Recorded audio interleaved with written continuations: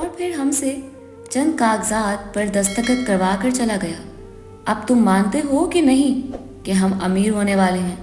ان دونوں بھائیوں نے جس فخر سے میرے شوہر سے پوچھا، میرے شوہر ایک دم پریشانی سے کھڑے ہو گئے اور پھر کہا کہ آپ لوگوں کو کچھ پڑھنا تو آتا نہیں ہے۔ آپ لوگوں نے وہ کاغذات دیکھے تھے کہ وہ کس چیز کے تھے؟ میرے شوہر کے پوچھنے پر وہ دونوں بھائی اپنا سر پیٹنے لگے اور پھر کہا کہ ابھی تو تمہیں بتایا کہ اس نے بتایا تھا کہ بہت بڑا بونس آیا ہے ہمارا، جس کے وہ کاغذات تھے۔ ہو نہ ہو کوئی نہ کوئی گڑبڑ ضرور ہے۔ میرے شوہر کو شک ہونے لگا تھا۔ پھر وہ مزید اپنے بھائیوں کی بات سنے بغیر ابا جی کے کمرے میں چلے گئے۔ جب میرے سسر کو اپنے دونوں بیٹوں کے اس کارنامے کا پتہ چلا تو انہوں نے انتہائی غصے میں انہیں اپنے کمرے میں بلوایا اور پھر ان سے سوال جواب کرنے لگے، جس پر ان دونوں بھائیوں کی سیٹی گھوم گئی تھی۔ ابا جی نے ان سے پوچھا کہ تم لوگوں نے کس کی اجازت سے دستخط کیے تھے، وہ بھی بغیر کاغذات پڑھے؟ تم لوگوں کو جب کچھ پڑھنا نہیں آتا تو تم لوگوں کو وہ کاغذات دستخط کرنے نہیں چاہیے تھے۔ کم از کم اپنے چھوٹے بھائی علی کو ہی ساتھ لے جاتے۔ نہ جانے کیا کر کے آئے ہو تم لوگ۔ گھر میں عجیب پریشانی والا ماحول بن گیا تھا، مگر مجھے حیرت اس بات کی ہوئی تھی کہ ہم سب اتنے پریشان ہیں اور وہ گھر میں آئی نئی دو لڑکیاں کچن میں خسر پسر کر کے ہنستی رہتی ہیں۔ ایک دن مجھے ان پر شک ہونے لگا تو میں نے چپ کر کے ان کی باتیں سنی، جس پر میرے پیروں تلے سے زمین نکل گئی، کیونکہ وہ دونوں کوئی مظلوم اور بیچاری لڑکیاں نہیں تھیں بلکہ انتہائی شاطر اور چلاک لڑکیاں تھیں۔ میں بھاگ کر اپنے سسر کے کمرے میں پہنچی اور انہیں ان دونوں لڑکیوں کی اصلیت بتائی، مگر اس سے پہلے کہ ابا جی غصے میں کوئی قدم اٹھاتے، ہمارے گھر کا دروازہ اچانک سے کھلا اور ایک شخص اندر داخل ہو گیا، اور پھر وہ شخص آتے ہی گھر میں اس طرح سے بیٹھا جیسے وہ اس گھر کا مالک ہو۔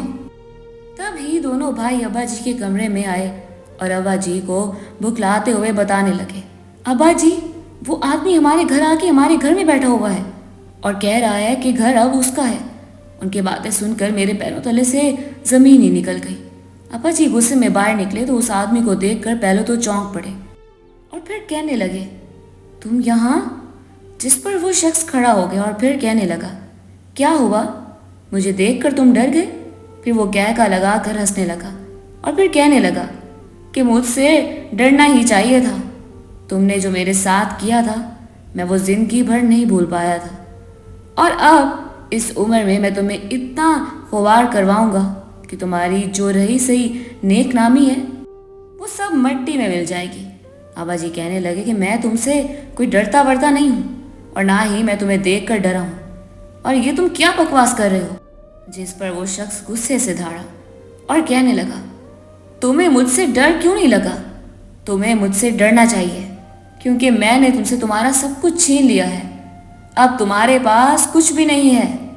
پھر اس آدمی نے تالی بجائی، جس پر وہ دونوں نئی لڑکیاں اس کے ارد گرد آ کر کھڑی ہو گئیں اور پھر اسے کہنے لگی کہ ابا جی آپ فکر نہیں کریں، ہم نے یہاں کا سارا مال پہلے ہی نکال لیا ہے، ہمارا یہاں آنے کا مقصد پورا ہو گیا۔ ان دونوں کی باتیں سن کر ہم سب پر بجلی گر گئی۔ مجھے اپنے شوہر کی بات یاد آئی جب انہوں نے مجھے اور ابا جی ہم دونوں کو ہی ان دونوں لڑکیوں کو گھر لانے پر سمجھانا چاہا تھا، مگر ہم دونوں نے ان کی بات سنی ہی نہیں تھی۔ مجھے ایسا لگا جیسے باقی سب تو ان پڑھ تھے، میں ہی پڑھی لکھی جاہل نکلی، کیونکہ سب سے پہلے میں ہی اس لڑکی کو گھر لے کر آئی تھی، اسے اپنے گھر کا راستہ دکھایا تھا، جس پر ان لوگوں کی ہمت بڑھی اور پھر ایک بعد دوسری لڑکی کو ابا جی گھر لے آئے۔ مجھے ایسا لگا جیسے میں ان سب سے زیادہ ان پڑھ گوار تھی۔ مجھے بہت رونا آ رہا تھا کیونکہ میری وجہ سے میرے سسر کا نام خراب ہو گیا تھا اور ہمارا گھر بھی ہم سے چھن گیا تھا۔ اس آدمی نے ابا جی سے کہا کہ تم لوگ جتنی جلدی ہو سکے گھر خالی کر دو، ورنہ پھر میں تم لوگوں کے خلاف کیس کر دوں گا۔ میرے سسر بالکل خاموش ہو گئے تھے، انہوں نے پھر ایک لفظ نہیں کہا اور خاموشی سے اپنے کمرے میں چلے گئے۔ میں نے اس لڑکی مریم سے کہا کہ میں تمہیں گھر لے آئی تھی، بیچاری سمجھ کر میں نے تم پر احسان کیا اور تم نے سانپ بن کر ہمیں ہی ڈس لیا۔ جس پر وہ توتلی لڑکی ہنسنے لگی اور کہا، میں نے تو بس اپنے ابا کی ہار کا بدلہ لیا ہے۔ برسوں پہلے تمہارے سسر نے میرے ابا جی کو ایک مقابلے میں ہرا کر ان سے ان کا سب کچھ چھین کر گاؤں سے در بدر کروا دیا تھا۔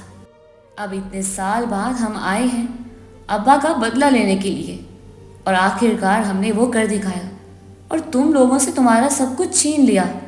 پھر اس آدمی نے ہمیں بتایا کہ ہمارے پاس تو اب کچھ بھی نہیں بچا۔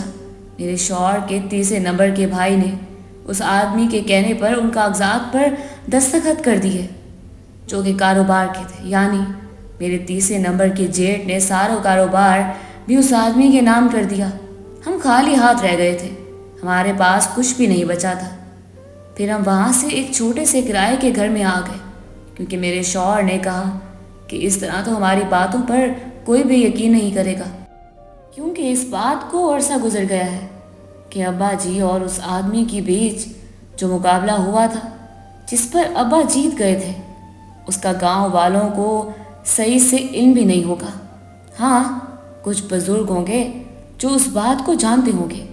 ہمیں ٹھنڈے دماغ سے سوچنا ہوگا اور پھر ہی ان کے خلاف کوئی کارروائی کرنی ہوگی۔ اسی لیے پھر میرے شوہر کے کہنے پر ہم سب گھر والے ایک چھوٹے سے کرائے کے مکان میں شفٹ ہو گئے، مگر میرے سسر انتہائی خاموش تھے۔ وہ کسی بھی بات کا جواب نہیں دے رہے تھے، نہ کوئی بات کہہ رہے تھے۔ شاید انہیں گہرا صدمہ پہنچا تھا کہ ان کے بیٹوں نے ہی ان کی ساری جائیداد ہاتھ سے جانے دی۔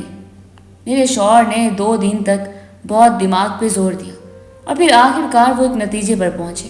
وہ یہ کہ انہوں نے کہا کہ ہم دونوں میاں بیوی ان لوگوں کے پاس جاتے ہیں اور پھر ان سے اس طرح کا ایک مقابلہ کرنے کا کہتے ہیں۔ میں امید کرتا ہوں کہ اس بار بھی جیت ہماری ہوگی۔ اگر وہ یہ بات مان لیتے ہیں تو پھر ہم ان سے کہیں گے کہ اس مقابلے میں جو بھی جیتا یہ جائیداد اس کی ہوگی، اور اگر ایسا ہو جاتا ہے تو پھر ٹھیک ہے، ورنہ پھر ہمیں دوسرا طریقہ سوچنا پڑے گا۔ میں نے اپنے شوہر سے کہا کہ ٹھیک ہے، میں آپ کے ساتھ چلتی ہوں، ہم انہیں سمجھائیں گے۔ جس پر پہلے تو میرے شوہر نے مجھے افسوس سے دیکھا اور پھر کہا کہ ان سب کی ذمہ دار نہ ویسے تم ہو، اور اگر اس وقت میری بات مان لیتی اور اس لڑکی کو گھر میں پناہ نہیں دیتی تو ان لوگوں کی اتنی ہمت نہیں ہوتی کہ وہ دوسری لڑکی کو ابا جی کے ساتھ بھیجتے۔ اور پھر دوسری غلطی ابا نے کی، ابا جی بھی اس لڑکی کو گھر نہ لاتے، ان لوگوں کو اتنی ہمت نہیں ہوتی، اور وہ میرے دونوں بھائیوں سے سارا کاروبار اور گھر چھین لیا۔ خیر، اب کچھ نہیں ہو سکتا، جو ہونا تھا وہ ہو چکا ہے، اب وقت ہے اس غلطی کو سدھارنے کا۔ تو پھر چلو ہم لوگوں کے پاس جاتے ہیں۔ پھر میں اپنے شوہر کے ساتھ اپنے گھر چلی آئی۔ گھر کو دیکھ کر مجھے بے حد رونا آیا، کیونکہ یہ گھر ہمارا تھا جو کہ اب دھوکے سے ان دھوکے باز لوگوں کے پاس چلا گیا تھا۔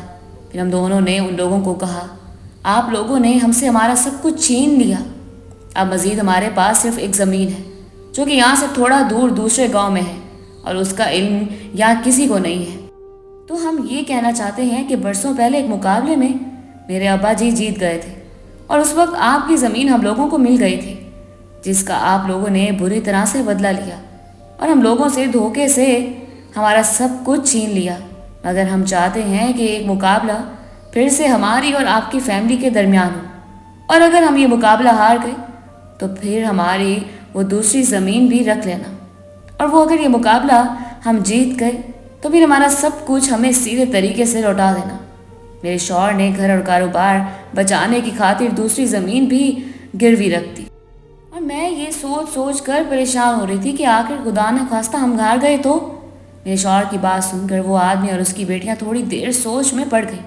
پھر وہ آدمی کھڑا ہو کر کہنے لگا، کیا تم ہمیں بیوقوف سمجھ رہے ہو؟ ہم اتنی آسانی سے تمہاری سازشوں میں نہیں آنے والے۔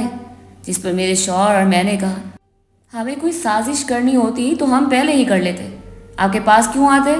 جس پر وہ شخص اور اس کی بیٹیاں ایک دوسرے کی شکل دیکھنے لگے، اور پھر ان میں سے توتلی لڑکی نے اپنے باپ اور بہن سے کہا، ابا جی آپ ہمیں بیوقوف اور کمزور مت سمجھیں، ایک مقابلہ ہو جانے دیں، ہم دونوں بہنیں ہیں تو اس خاندان سے بھی 2 ہی لڑکیاں آگے آئیں گی، اور پھر مقابلہ ہمارے درمیان ہوگا، اور اگر یہ منظور ہے تو پھر ٹھیک ہے۔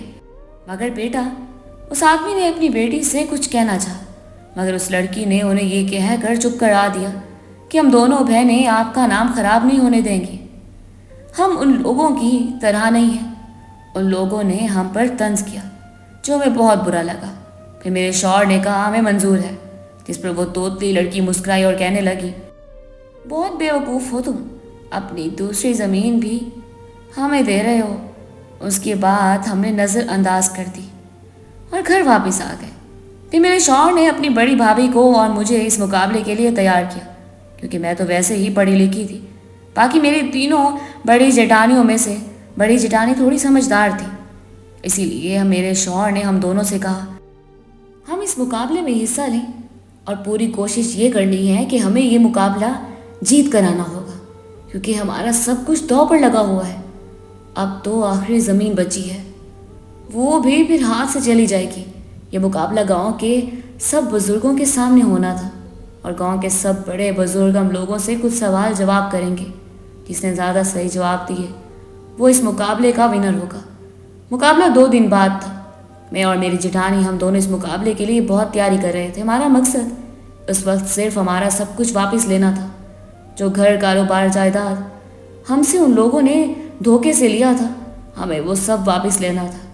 इसीलिए हम बहुत मेहनत कर रहे थे। बिलाखिर वो दिन आ ही गया। मैं और मेरे पूरे ससुराल वाले हम सब उस मैदान में चले आए जहाँ मुकाबला होना था, और फिर मुकाबला शुरू हुआ। कभी कभी लगता कि जैसे अब वो ज़मीन भी हमारे हाथ से जाने वाली है, तो कभी लगता बस अब शायद हमारे पास हमारा सब कुछ लौट आएगा।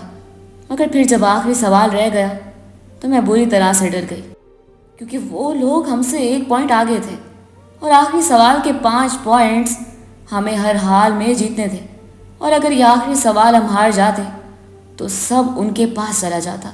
मुझे ऐसा लग रहा था जैसे अब सब कुछ ख़त्म हो जाएगा और हमारे पास वो दूसरी ज़मीन भी नहीं रहेगी। मगर फिर मेरे शौहर मेरे सामने आकर खड़े हो गए और फिर उन्होंने इशारों में मुझे तसल्ली दी और अपने साथ का एहसास दिलाया, जिस पर मैं मुतमईन हो गई और मैंने आंखें बंद कर ली। फिर जब आखिरी सवाल पूछा गया तो मैंने आंखें खोली और झट आखिरी सवाल का जवाब दे दिया, जिस पर गांव वालों ने तालियां बजाईं। मेरे ससुराल वाले मुझसे बहुत खुश थे, क्योंकि हम ये मुकाबला जीत गए थे। हमारा सब कुछ हमें वापस मिल गया था। मुकाबले में हारने के बावजूद वो आदमी और उसकी बेटियां हमें कुछ देने को तैयार नहीं थी, मगर फिर बुजुर्गों की मदद से हमें सब कुछ हमारा वापस मिल गया, क्योंकि उन्होंने ज़ुबान दी थी कि अगर वो इस मुकाबले में हार गए तो वो ये गांव हमेशा हमेशा के लिए छोड़कर चले जाएंगे। और फिर ऐसा ही हुआ। गांव वालों ने उन लोगों से हमारा सब कुछ छीन कर हमें वापस कर दिया और उन्हें गांव से गांव बदल कर दिया था।